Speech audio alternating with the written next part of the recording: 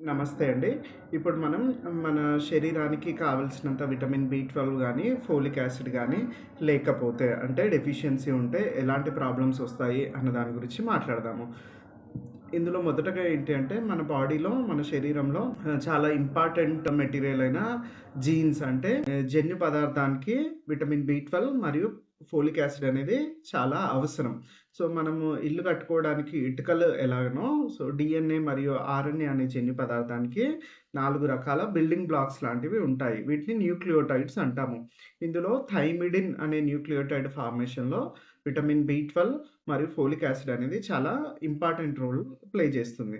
So, ఎప్పుడైతే మన శరీరానికి సరిపడాల్సినంత విటమిన్ బి12 గానీ, ఫోలిక్ యాసిడ్ గానీ లేవు, మన శరీరంలో తక్కువగా ఉన్నాయి, ఇన్‌సఫిషియెంట్‌గా ఉన్నాయి అంటే అట్లాంటప్పుడు ఏమవుతుంది అంటే, ఈ డీఎన్ఏ ఫార్మేషన్ అనేది చాలా స్లో అవుతుంది. డీఎన్ఏ రెప్లికేషన్ గానీ, కాపీయింగ్ గానీ, ఫార్మేషన్ గానీ చాలా స్లో అవుతుంది.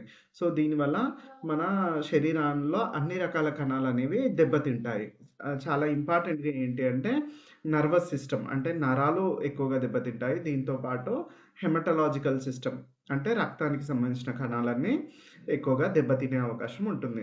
ఇప్పుడు రక్తానికి సంబంధించిన దాని గురించి మాట్లాడితే మరి ఎలా ప్రాబ్లమ్ వస్తుంది అంటే, ఇప్పుడు రక్తానికి సంబంధించిన మూల కణాల్లో, ఎర్ర రక్త కణాల్లో, తెల్ల రక్త కణాలు, ప్లేట్లెట్స్ ఇవన్నిట్లో ఏమవుతుంది అంటే, ఎక్కడైతే మనకి ఈ జన్యు పదార్థంకి కావాల్సినంత విటమిన్ బి12, ఫోలిక్ యాసిడ్ లేకపోవడం వల్ల డీఎన్ఏ రెప్లికేషన్ స్లో అవ్వడం వల్ల కణాల సైజ్ అనేది చాలా ఎక్కువగా పెరిగి మనకి ఆ కణాలన్నీ ఇనెఫిషియెంట్‌గా మారతాయి. వీక్‌గా ఉంటాయి. సో, మన బాడీ ఎప్పుడు గాని వీక్ అయిపోయిన కణాలని, ఇనెఫిషియెంట్ అంటే సరిగ్గా పనిచేయని కణాలని ఆటోమేటిక్‌గా చంపేయడానికి ట్రై చేస్తుంది మన ఇమ్యూన్ సిస్టమ్ అనేది. సో, ఎప్పుడైతే ఇప్పుడు బోన్ మ్యారోలో ఇలాంటి కణాలు, ఇనెఫిషియెంట్ కణాలు, వీక్ అబ్నార్మల్ సెల్స్ లాగా ఏవైతే అనిపిస్తాయో మన ఇమ్యూన్ సిస్టమ్ ఆటోమేటిక్‌గా వాటిని అటాక్ చేసి వీటిని చంపేయడం జరుగుతుంది. సో, ఈ కణాలు బోన్ మ్యారోలోంచే బయటకి రావు. సో, ఒక్కొక్కసారి మన ఇమ్యూన్ సిస్టమ్ నుంచి తప్పించుకొని బయటకొచ్చిన కణాలు గూడా బయట బ్లడ్‌లో చనిపోయే అవకాశం ఉంటుంది. సో, దీనివల్ల మనకి రక్తం అనేది చాలా తగ్గిపోతుంది. సో, దీన్ని మనం ఇనెఫెక్టివ్ ఎరిథ్రోపాయిసిస్ అంటాము. సో, ఎప్పుడైతే ఇట్లా రక్త కణాలు బోన్ మ్యారో లోపల గాని, బ్లడ్ లోపల గాని ముందుగానే ఎక్కువగా చనిపోవడం వల్ల జాండీస్ కూడా వచ్చే అవకాశం ఉంటుంది. సో, ఇప్పుడు ఎర్ర రక్త కణాలు అంటే ఏ హీమోగ్లోబిన్ ఒక్కటే తగ్గకుండా మనకి WBC white blood cells, platelet count కూడా విటమిన్ బి12 డెఫిషియన్సీలో తగ్గడం జరుగుతుంది. మరి పేషెంట్‌కి ఎలాంటి సింప్టమ్స్ ఒస్తాయి అంటే, ముందుగా రక్తం తగ్గిపోవడం వల్ల వాళ్ళకి కొద్ది దూరం నడిస్తే ఆయాసం రావడము, రోజంతా చాలా నీరసంగా ఉండడము, అలసటగా అనిపిచ్చడము, దేని మీద దృష్టి పెట్టాలనిపించకపోవడము. సో, ఇలాంటి సింప్టమ్స్ ఉంటాయి. రక్తం గనక చాలా తగ్గిపోతే కాళ్ళ వాపులు, కళ్ళు తిరిగినట్టు అవ్వడము, ఇలాంటి సింప్టమ్స్ కూడా ఉంటాయి. దీంతో పాటు ఏంటి అంటే, మన ఓరల్ క్యావిటీ నోట్లో ఉన్న మ్యూకోజా గూడా డ్యామేజ్ అవుతుంది. సో, దీనివల్ల స్పైస్ ఇంటాలరెన్స్ అంటే కారాన్ని మనం తట్టుకోలేము. ఒక్కొక్కసారి చాలా సివియర్ డెఫిషియన్సీలో అల్సర్స్ గూడా వచ్చే అవకాశం ఉంటుంది.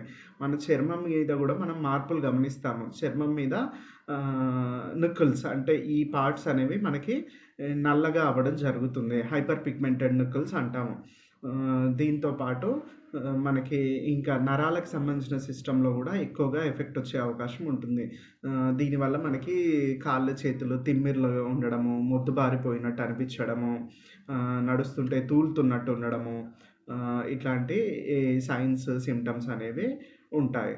సో, ఇది గాకుండా మనకి డెఫిషియన్సీ చాలా ఎక్కువగా అయితే గనక ఆకలి తగ్గిపోవడము, బరువు తగ్గిపోవడము, కామెర్లలాగా రావడము, ఇట్లాంటివన్నీ వచ్చే అవకాశం ఉంటుంది. సో, ఎప్పుడు గాని విటమిన్ బి12 డెఫిషియన్సీని చాలా సింపుల్‌గా తీసుకోకూడదు.